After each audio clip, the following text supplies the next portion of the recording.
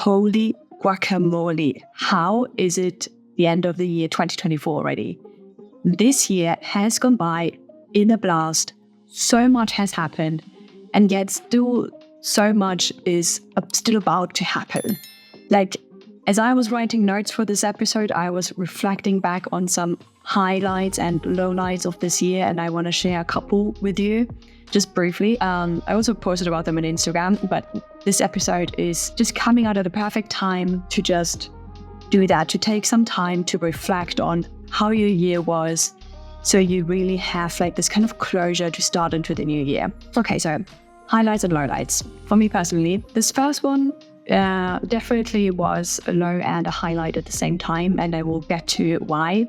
Because it was finding out that we're pregnant, which is great news. Unfortunately, we lost it at kind of like 9 to 10-ish weeks and had a miscarriage, which was heartbreaking. And therefore, this highlight was also a low light and truly one of the hardest things I have ever had to go through. If I could choose to go through this again or through any other hardship I've ever experienced in my life, I would choose the other hardships, because this was just really weighing very heavily, like emotionally, physically, it was just very, very draining. But, and this is the highlight and the slow light, it also taught us that we are ready to become parents, and it just deepened the connection and trust in our relationship, which in itself I'm super grateful for, and it was just a beautiful experience. It still is.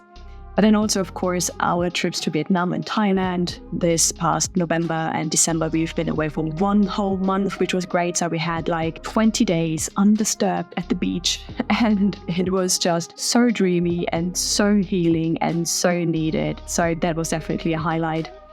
And last but not least, also all the incredible connections I got to make through my business with such lovely and like-hearted souls around the globe. I'm sometimes just so blown away by how easy it is nowadays to find your people, and I'm just loving it. Threads, Instagram, that's where the people are at. But I also want to say, actually specifically through podcasting, because it just opened up so many beautiful relationships, and I just want to quick shout out to all the incredible guests that I had the honor to interview on this podcast, as well as also the amazing hosts who invited me to come over onto their podcast, because it really has been an amazing journey full of laughter, but also growth. If I compare myself and how at the beginning of this journey to now, it's just like a completely different story, and I couldn't be more proud and be happy about it all. And also, I can't believe that my podcast will soon be 1 year already.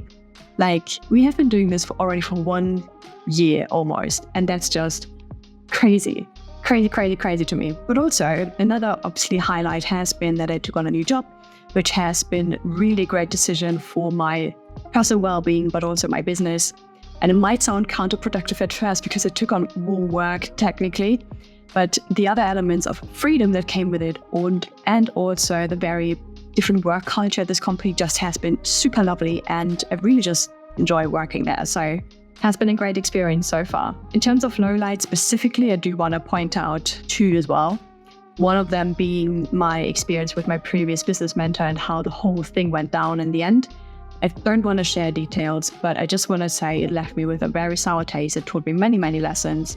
And it also left me with a lot more skepticism about business coaches, meaning that I'm just like a bit more extra cautious with investing in another coach. But it also taught me just so many lessons about how to best handle situations like this in terms of self-management, in terms of like how I am showing up, as well as what things not ever to do in terms of customer experience and when working with clients. So I know what things not to do with my clients. And that mentioned, obviously, just want to say that again, a big low light has definitely been the limbo time in which we didn't know if our baby would make it or not. Because I've never been so worried in my whole life.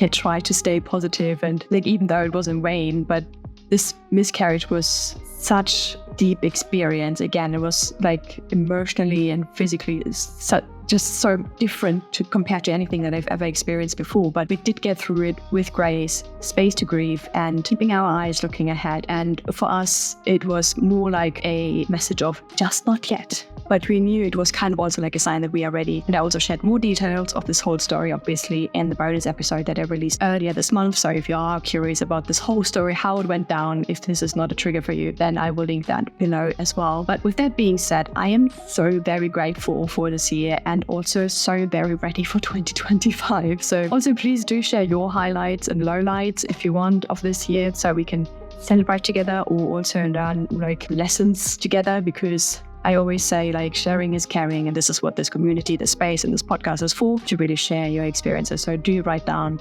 what has been big in your year. But without further ado, without further reflecting, like I should have done this in my journal, but we're doing it here. Let's dive into how to create a crystal clear vision for 2025 that not only inspires you, but actually helps you achieve your biggest goals. Because let's face it, if you want 2025 to be your best year yet, you need a plan. And it all starts with visioning. But why is visioning such a key tool in this process? Because you've probably heard the phrase, if you don't know where you're going, any road will take you there. That's exactly what happens when you don't have a clear vision. Any road will take you there because you don't know where you're going. Visioning is about creating a mental image of what you want in your life and your business and personal growth and what you want it to look like. It's not just about daydreaming, it's really about painting a clear and vivid picture of your future. And when you have a compelling vision, it becomes like a North Star that guides your actions and decisions every single day. Without it, you're more likely to, one, get distracted, lose focus, or even quit when things get tough. Because like, what's the point? Why am I even doing this? So here's the thing. Visioning isn't just imagining some future version of yourself and hoping for the best. It is about being intentional. This means getting specific,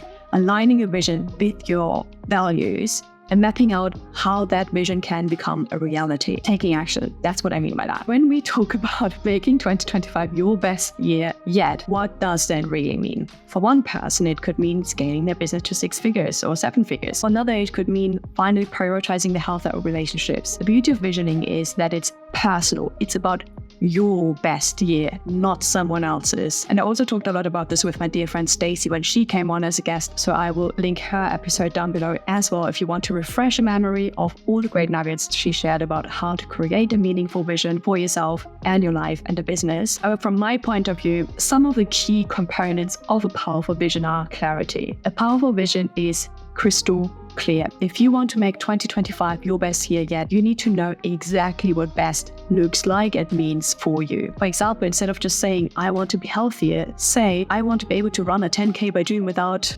being super out of breath on K1, to lose 50 pounds and to really feel confident in my own skin. The clearer your vision, the easier it is to work towards it. And even better if you can combine it with emotions. How do you really want to feel? So this is the second one, emotion. Your vision should light you up. It needs to be something that makes you excited, that sparks passion and energy. If it doesn't make you feel something, it's not going to push you forward when things get tough. If it's just more like a meh or like, oh yeah, that would be nice to have, you will not put in the work it takes to get there. And the third part is it needs to be aligned with your values. Your vision has to align with your core values. If one of your values, for example, is freedom, but your vision is about working 80-hour weeks, just as an example, you're going to end up frustrated and burnt out. So make sure your goals and dreams reflect what truly matters to you. If it is time freedom, make sure in your vision there is time freedom. Okay, so how do you then actually go about creating your vision for 2025? Here's a very simple process that you can try. First on, what we already did is reflecting on the past year, looking back. We kind of obviously looked at with some highlights and lowlights, so you can do that. But you can also just ask yourself, what went well? What didn't? What did you learn about yourself? Because this will then give you insights into what to focus on to move forward, but also maybe what to continue doing, what you've already started, or what to stop doing. And then the second step is to dream big, because it is now time to dream. What would your ideal 2025 look like? So picture yourself 1 year from now, end of 2025. What are you celebrating? Who have you become? Where are you living? And how are you spending your time? How are you spending your day? What are you doing day in, day out? Let your imagination here really go wild, because this is the time to not play small. We want to get like to the cherry on top and to a really ideal outcome, because then you can also work backwards from that and you can create maybe like a middle or like a minimum outcome as well that you kind of like want to achieve. Then the next part is to get really, really specific. Once you have the broad vision, start getting really specific. So break your vision down into different areas of your life: health, career, finances, relationship, personal growth. What are your exact goals in each of these areas? For example, as mentioned before the example, if you want to take your business to 6 or 7 figures so you can comfortably pay all your bills and take a second half maybe to a trip of your dreams. Or it can also be, I want to go on a trip to Bali by September. So get really specific as to like, what do you want? And then just combine it with the emotion, the values and everything else to make it very, very compelling. And you can also obviously, this is a very nice practice to do, is to create a visual representation. That's where then the magic happens. Like create a vision board, whether physical or digital, that represents your 2025 goals. You can include images, words, quotes that reflect the year you want to have. Just seeing the vision board, seeing your vision somewhere, somehow will help you to stay connected to your goals. However, I would like to challenge you here to also not just put down pictures of your ideal body if your goal is weight loss, but of you or someone else working out, like focusing on the process rather than just the end goal, because you enjoying the process is what actually matters, is what really matters. And obviously in that kind of like process, especially if you're starting something new, what gets in the way of visioning often is limiting beliefs. So as soon as you start dreaming big, you might have this voice coming in, that's impossible. Who are you to dream that big? Who are you to dare to think you can have that? So when you start thinking about your vision, these doubts will inevitably pop up, because let's be real, there will be obstacles. It's life, it's just what it is. But the key here is to acknowledge them, but not let them control you, not let them diminish your vision or make you play smaller than you actually want to. Your limiting beliefs are based on your past experiences, but they don't have to dictate your future. The vision you create isn't about what's possible based on your past. It's about creating something new from where you are today and the choices that you can make from today on. So 2025 obviously won't be perfect, but that doesn't mean your vision is out of reach. Because success truly comes from resilience, or the ability to keep on going when things don't go according to plan. And this resilience starts with your perspective and your mindset on things. So your vision will keep you grounded during the challenging times, but self-belief is equally important. You have to believe that you are capable of achieving your goals, capable of overcoming those obstacles, even when those doubts creep up.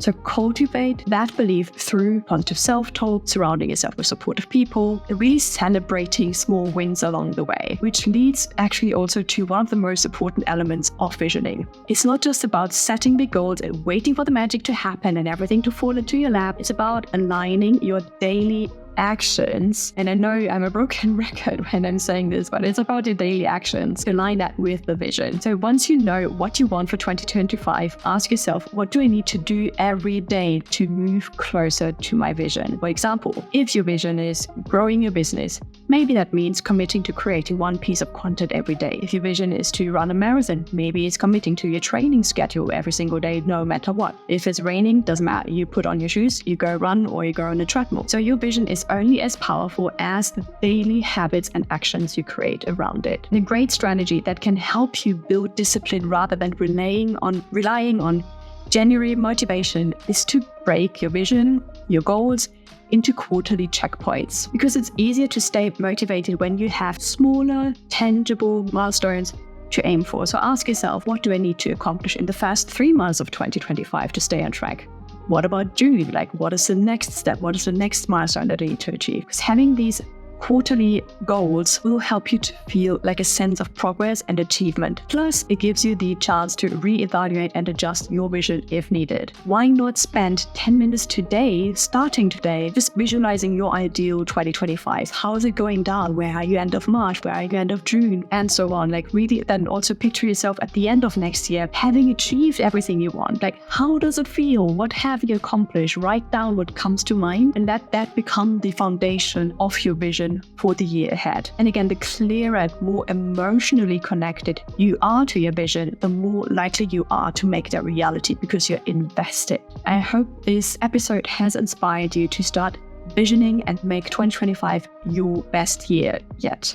If you love this episode, please like it and leave a review over on Spotify or Apple Podcasts. Maybe even share it with a friend. You might even do a visioning date where you go through this exercise together, or maybe it's something you can try with your family to find aligned family goals and learn how you can support another to make individual goals happen too. It's definitely a great exercise to do. Also, of course, feel free to share your vision for 2025 with me as well. And of course, I wish you just a fantastic start into the new year. And again, may it be your best one yet. And with that, I shall see you in the new year with a new episode.